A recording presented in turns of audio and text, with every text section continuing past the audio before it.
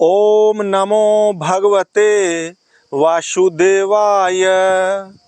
श्रीमद् भागवत महापुराण की कथा में चतुर्दश स्कंद में श्री मैत्रेय जी कहते हैं, महाराज पृथु का पृथ्वी पर कुपित होना और पृथ्वी के द्वारा उनकी स्तुति करना।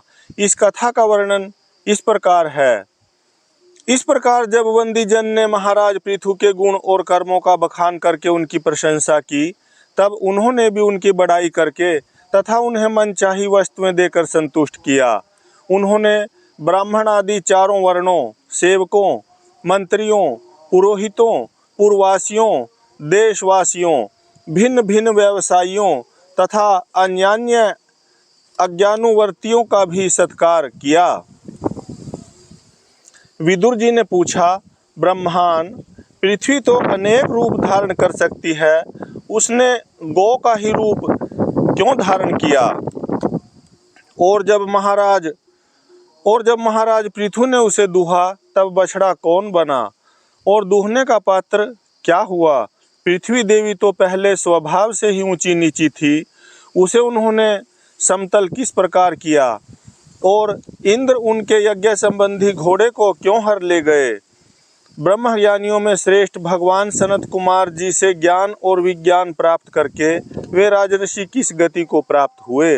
पृथु रूप से सर्वेश्वर भगवान श्री कृष्ण ने ही अवतार ग्रहण किया था, अतः पुण्य कीर्ति श्री हरि के उस पृथु अवतार से संबंध रखने वाले जो और भी पवित्र चरित्र हों, वे सभी आप मुझसे कहिए। मैं आपका और श्री कृष्णचंद्र जी का बड़ा अनुरक्त भक्त हूँ। श्री सूत जी कहते हैं, जब विदुर जी ने भगवान वासुदेव की कथा कहने के लिए इस प्रकार प्रेरणा की, तब मैत्रेय जी प्रसन्न चित्त से उनकी प्रशंसा करते हुए कहने लगे। श्री मैत्रेय जी ने कहा, विदुर जी, ब्राह्मणों ने महाराज पृथु का राज्याभिषेक करके उन्हें प्रजा का रक्षक उद्घोषित किया। इन दिनों पृथ्वी अन्नहीन हो गई थी, इसलिए भूख के कारण प्रजाजनों के शरीर सूखकर कांटे हो गए थे। उन्होंने अपने स्वामी पृथु के पास आकर कहा, राजन, जिस प्रकार पोटर में सुलगती हुई आग से पेड़ जल जाता है, उसी प्रकार हम पेट की भीषण ज्वाला से जले जा रहे हैं। आप शरणागतों की रक्षा करने वाले हैं और हमारे अन्नदाता प्रभु बनाए गए हैं, इसलिए हम आपकी शरण में आए हैं। आप समस्त लोगों की रक्षा करने वाले हैं, आप ही हमारी जीविका के स्वामी भी हैं। अतः राजराजेश्वर, आप हम क्षुधा पीड़ितों को शीघ्र ही अन्न देने का प्रबंध कीजिए। ऐसा न हो कि अन्न मिलने से पहले ही हमारा अंत हो जाए। श्री मैत्रेय जी कहते हैं, कुरुवर, प्रजा का करुण क्रंदन सुनकर महाराज पृथु बहुत देर तक विचार करते रहे। अंत में उन्हें अन्नाभाव का कारण मालूम हुआ। पृथ्वी ने स्वयं ही अन्न एवं औषधादि को अपने भीतर छिपा लिया है। अपनी बुद्धि से इस बात का निश्चय करके उन्होंने अपना धनुष उठाया और त्रिपुर विनाशक भगवान शंकर के समान अत्यंत क्रोधित होकर पृथ्वी को लक्ष्य बनाकर बाण चढ़ाया। उन्हें शस्त्र उठाए देख पृथ्वी कांप उठी और जिस प्रकार व्याघ्र के पीछा करने पर हरिणी भागती है, उसी प्रकार वह डरकर गौ का रूप धारण करके भागने लगी। यह देखकर महाराज पृथु की आंखें क्रोध से लाल हो गईं। वे जहाँ जहाँ पृथ्वी गई, वहाँ वहाँ धनुष पर बाण चढ़ाए उसके पीछे लगे रहे। दिशा विदिशा, स्वर्ग, पृथ्वी और अंतरिक्ष में जहाँ जहाँ भी वह दौड़ कर जाती, वहीं उसे महाराज पृथु हथियार उठाए अपने पीछे दिखाई देते। जिस प्रकार मनुष्य को मृत्यु से कोई नहीं बचा सकता, उसी प्रकार उसे त्रिलोकी में वेन पुत्र पृथु से बचाने वाला कोई भी न मिला। तब वह अत्यंत भयभीत होकर दुखित चित्त से पीछे की ओर लौटी और महाभाग पृथु जी से कहने लगी, धर्म के तत्व को जानने वाले शरणागत वत्सल राजन, आप तो सभी प्राणियों की रक्षा करने में तत्पर हैं, आप मेरी भी रक्षा कीजिए। मैं अत्यंत दीन और निरपराध हूँ। आप मुझे क्यों मारना चाहते हैं?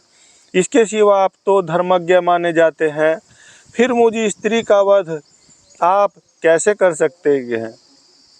स्त्रियां कोई अपराध करें तो साधारण जीव भी उन पर हाथ नहीं उठाते। फिर आप जैसे करुणामय और दीन वत्सल तो ऐसा कर ही कैसे सकते हैं? मैं तो एक सुदृढ़ नौका के समान हूँ। सारा जगत मेरे ही आधार पर स्थित है।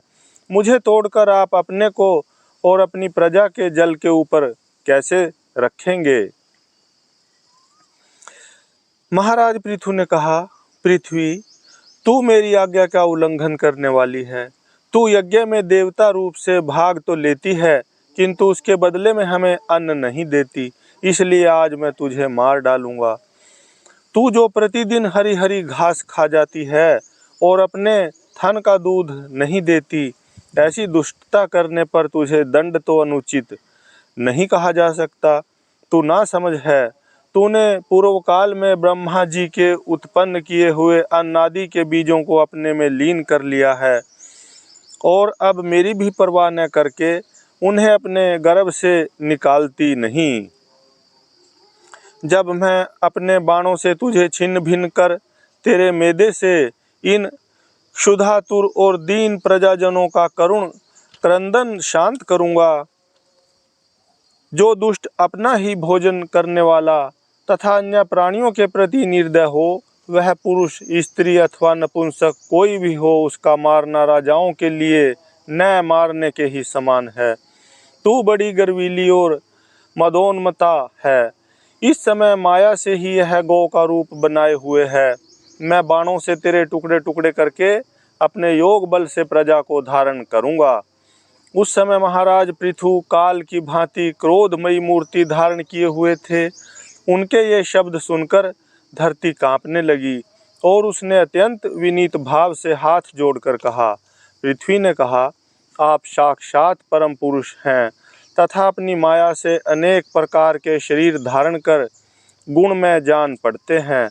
वास्तव में आत्मानुभव के द्वारा आप अधिभूत, अध्यात्म और अधिदैव संबंधी अभिमान और उससे उत्पन्न हुए राग द्वेष आदि से सर्वथा रहित हैं। मैं आपको बार बार नमस्कार करती हूँ। आप संपूर्ण जगत के विधाता हैं। आपने ही यह त्रिगुणात्मक सृष्टि रची है और मुझे समस्त जीवों का आश्रय बनाया है। आप सर्वथा सर्वतंत्र हैं। प्रभो, आप ही अस्त्र शस्त्र लेकर मुझे मारने को तैयार हो गए। तब मैं और किसकी शरण में जाऊं? कल्प के आरंभ में आपने अपने आश्रित रहने वाली अनिर्वचनीय माया से ही इस चराचर जगत की रचना की थी और उस माया के ही द्वारा आप इसका पालन करने के लिए तैयार हुए हैं। आप धर्मपरायण हैं, फिर भी मुझ गौ रूप धारिणी को किस प्रकार मारना चाहते हैं? आप एक होकर भी मायावश अनेक रूप जान पड़ते हैं तथा आपने स्वयं ब्रह्मा को रचकर उनसे विश्व की रचना कराई है। आप साक्षात सर्वेश्वर हैं। आपकी लीलाओं को अजित इंद्रिय लोग कैसे जान सकते हैं? उनकी बुद्धि तो आपकी दुर्जय माया से विक्षिप्त हो रही है। आप ही पंचभूत, इंद्रिय, उनके अधिष्ठात्र देवता, बुद्धि और अहंकार रूप अपनी शक्तियों के द्वारा क्रमशः जगत की उत्पत्ति, स्थिति और संहार करते हैं। भिन्न भिन्न कार्यों के लिए समय समय पर आपकी शक्तियों का आविर्भाव तिरोभाव हुआ करता है। आप साक्षात परम पुरुष और जगत विधाता हैं। आपको मेरा नमस्कार है।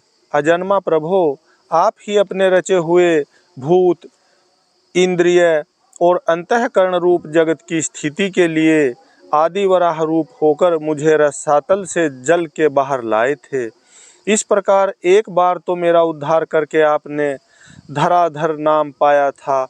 आज वही आप वीर मूर्ति से जल के ऊपर नौका के समान स्थित मेरे ही आश्रय रहने वाली प्रजा की रक्षा करने के अभिप्राय से पहने पहने बाण चढ़ाकर दूध न देने के अपराध में मुझे मारना चाहते हैं।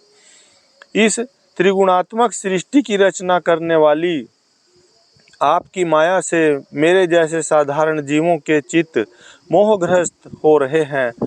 मुझ जैसे लोग तो आपके भक्तों की लीलाओं का भी आशय नहीं समझ सकते, फिर आपकी किसी क्रिया का उद्देश्य न समझें तो इसमें आश्चर्य ही क्या है।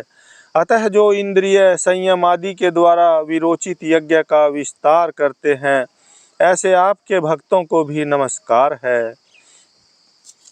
इससे आगे की कथा में पृथ्वी दोहन की कथा सुनाते हुए श्री मैत्रेय जी कहते हैं, हे विदुर जी, इस समय महाराज पृथु के होठ क्रोध से कांप रहे थे। उनकी इस प्रकार स्तुति कर पृथ्वी ने अपने हृदय को विचार पूर्वक समाहित किया और डरते डरते उनसे कहा, प्रभो आप अपना क्रोध शांत कीजिए और मैं जो प्रार्थना करती हूँ उसे ध्यान देकर सुनिए। बुद्धिमान पुरुष भ्रमर के समान सभी जगह से सार ग्रहण कर लेते हैं। तत्वदर्शी मुनियों ने इस लोक और परलोक में मनुष्यों का कल्याण करने के लिए कृषि, अग्निहोत्र आदि बहुत से उपाय निकाले और काम में लिए हैं। उन प्राचीन ऋषियों के बताए हुए उपायों का इस समय भी जो पुरुष श्रद्धा पूर्वक भली भांति आचरण करता है, वह सुगमता से अभीष्ट फल प्राप्त कर लेता है।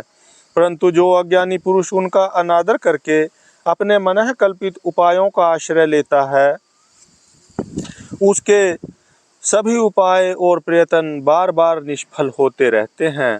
राजन, पूर्व काल में ब्रह्मा जी ने जिन धान्य आदि को उत्पन्न किया था, मैंने देखा कि यम नियम आदि व्रतों का पालन न करने वाले दुराचारी लोग ही उन्हें खाए जा रहे हैं। लोक रक्षक, आप राजा लोगों ने मेरा पालन और आदर करना छोड़ दिया, इसलिए सब लोग चोर के समान हो गए हैं। इसी से यज्ञ के लिए औषधियों को मैंने अपने में छिपा लिया। अब अधिक समय हो जाने से अवश्य ही वे धान्य मेरे उदर में जीर्ण हो गए हैं। आप उन्हें पूर्वाचार्यों के बतलाए हुए उपाय से निकाल लीजिए। लोकपालक वीर, यदि आपको समस्त प्राणियों के अभीष्ट एवं बल की वृद्धि करने वाले अन्न की आवश्यकता है, तो आप मेरे योग्य बछड़ा, दोहन पात्र और दूहने वाले की व्यवस्था कीजिए। मैं उस बछड़े के स्नेह से पिन्हाकर दूध के रूप में आपको सभी अभीष्ट वस्तुएं दे दूंगी। राजन, एक बात और है, आपको मुझे समतल करना होगा, जिससे कि वर्षा ऋतु बीत जाने पर भी मेरे ऊपर इंद्र का बरसाया हुआ जल सर्वत्र बना रहे, मेरे भीतर ही आर्द्रता सूखने न पावे। यह आपके लिए बहुत मंगलकारक होगा। पृथ्वी के कहे हुए ये प्रिय और हितकारी वचन स्वीकार कर महाराज पृथु ने स्वयंभू मनु को बछड़ा बना अपने हाथ में ही समस्त धान्यों को दूह लिया। पृथु के समान अन्य विज्ञजन भी इस जगह से सार ग्रहण कर लेते हैं, अतः उन्होंने भी पृथु जी के द्वारा वश में की हुई वसुंधरा से अपनी अपनी अभीष्ट वस्तुएं दूह लीं। ऋषियों ने बृहस्पति जी को बछड़ा बनाकर इंद्रिय, वाणी, मन और श्रोत्र रूप पात्र में पृथ्वी देवी से वेद रूप पवित्र दूध दुहा। देवताओं ने इंद्र को बछड़े के रूप में कल्पना कर स्वर्णमय पात्र में अमृत, वीर्य, मनोबल, ओज, इंद्रिय बल और शारीरिक बल रूप दूध दुहा। दैत्य और दानवों ने असुर श्रेष्ठ प्रहलाद आदि जी को वत्स बनाकर लोहे के पात्र में मदिरा और आसव, ताड़ी आदि रूप दूध दुहा। गंधर्व और अप्सराओं ने विश्वासु वसु को बछड़ा बनाकर कमल रूप पात्र में संगीत, माधुर्य और सौंदर्य रूप दूध दुहा। श्राद्ध के अधिष्ठाता महाभाग पितृगण ने अरम्या नाम के पितृश्वर को वत्स बनाया तथा मिट्टी के कच्चे पात्र में श्रद्धा पूर्वक कव्य, पितरों को अर्पित किया जाने वाला अन्न रूप दूध दुहा। फिर कपिल देव जी को बछड़ा बनाकर आकाश रूप पात्र में सिद्धों ने अणिमादि अष्ट सिद्धि तथा विद्याधरों ने आकाश गमन आदि विद्याओं को दुहा। किम पुरुष आदि अन्य मायावियों ने मैं दानव को बछड़ा बनाया तथा अंतर्धान होना, विचित्र रूप धारण कर लेना आदि संकल्पमयी मायाओं को दुग्ध रूप से दुहा। इसी प्रकार यक्ष, राक्षस तथा भूत पिशाच आदि मांसाहारियों ने भूतनाथ रुद्र को बछड़ा बनाकर कपाल रूप पात्र में रुधिरास्व रूप दूध दुहा। बिना फन वाले सांप, नाग और बिच्छू आदि विषैले जंतुओं ने तक्षक को बछड़ा बनाकर मुख रूप पात्र में विष रूप दूध को दुहा। पशुओं ने भगवान रुद्र के वाहन बैल को वत्स बनाकर वन रूप पात्र में तृण रूप दूध को दुहा। बड़ी बड़ी दाढ़ों वाले मांस भक्षी जीवों ने सिंह रूप बछड़े के द्वारा अपने शरीर रूप पात्र में कच्चा मांस रूप दूध दुहा। तथा गरुड़ जी को वत्स बनाकर पक्षियों ने कीट पतंग आदि चर और फलादि अचर पदार्थों को दुग्ध रूप से दुहा। वृक्षों ने वट को वत्स बनाकर अनेक प्रकार का रस रूप दूध दुहा। और पर्वतों ने हिमालय रूप बछड़े के द्वारा अपने शिखर रूप पात्रों में अनेक प्रकार की धातुओं को दुहा। पृथ्वी तो सभी अभीष्ट वस्तुओं को देने वाली है और इस समय वह पृथु जी के अधीन थी, अतः उससे सभी ने अपनी अपनी जाति के मुखिया को बछड़ा बनाकर अलग अलग पात्रों में भिन्न भिन्न प्रकार के पदार्थों को दूध के रूप में दुह लिया। कुरुश्रेष्ठ विदुर जी, इस प्रकार पृथु आदि सभी अन्न भोजियों ने भिन्न भिन्न दोहन पात्र और वत्सों के द्वारा अपने अपने विभिन्न अन्न रूप दूध पृथ्वी से दुहे।